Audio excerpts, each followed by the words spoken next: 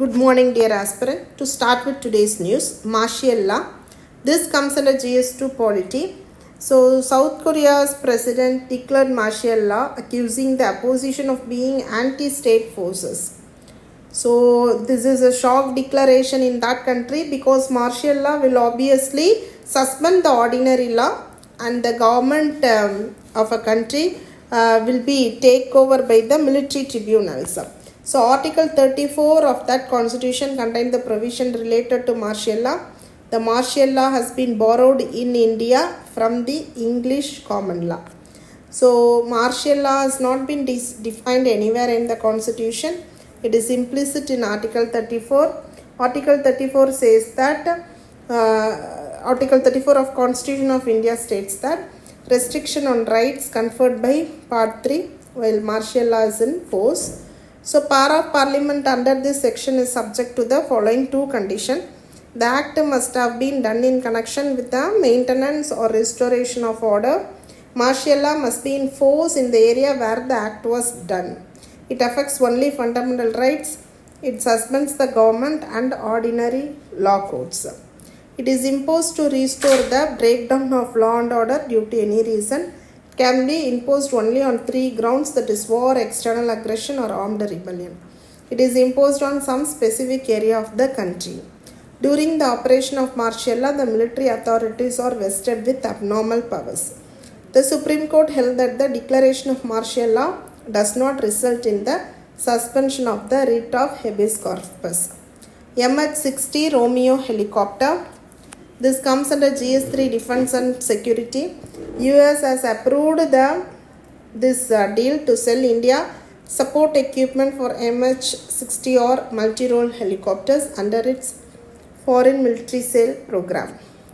So, MH-60 Romeo helicopter is the world's most advanced maritime helicopter and the US Navy's primary anti-submarine and surface warfare helicopter. It is manufactured by US defense major Lockheed Martin. So, it is an all-weather helicopter designed with the state-of-the-art avionics. The helicopter is equipped for a range of missions including anti-submarine warfare, anti-surface warfare and search and rescue. The helicopter operates from frigates, destroyers, cruisers, ships and aircraft carriers. It carries advanced airborne active sonar.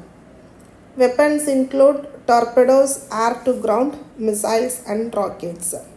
Then exchange rate. This comes under GS3 economy. The rupee fell to a fresh all-time low of 84.75 against the US dollar. Exchange rate is the value at which one currency can be exchanged for another. It serves as a bridge for international trade and financial transactions. The fixed exchange rate value of a currency is pegged to another currency or a basket of currencies managed by central banks to maintain stability. Floating exchange rate is determined by market force such as supply and demand. Hybrid system where the currency value is influenced by market forces but occasionally intervened in by central bank. When the interest rate and inflation rate will affect the exchange rates. A trade balance is also something a country that sees a trade surplus where export will be high. That and political stability and economic performance. Importance of exchange rates. So, international trade impacts the cost of imports and exports. Weaker currency makes exports cheaper and imports more expensive.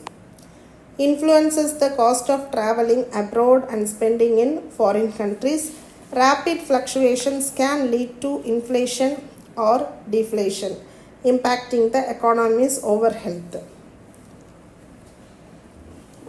Which type of exchange rate system is determined entirely by market forces, and under which article of Indian Constitution is martial law implicitly mentioned?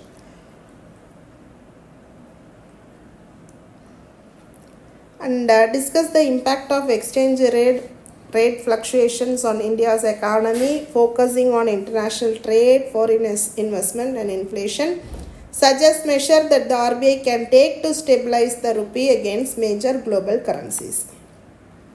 So we have prelims test series in which 100 tests will be there. That includes budget, economic survey, India yearbook. So without fail, try to enroll this test and ensure your positive result in prelims exam. Thank you. Have a great day.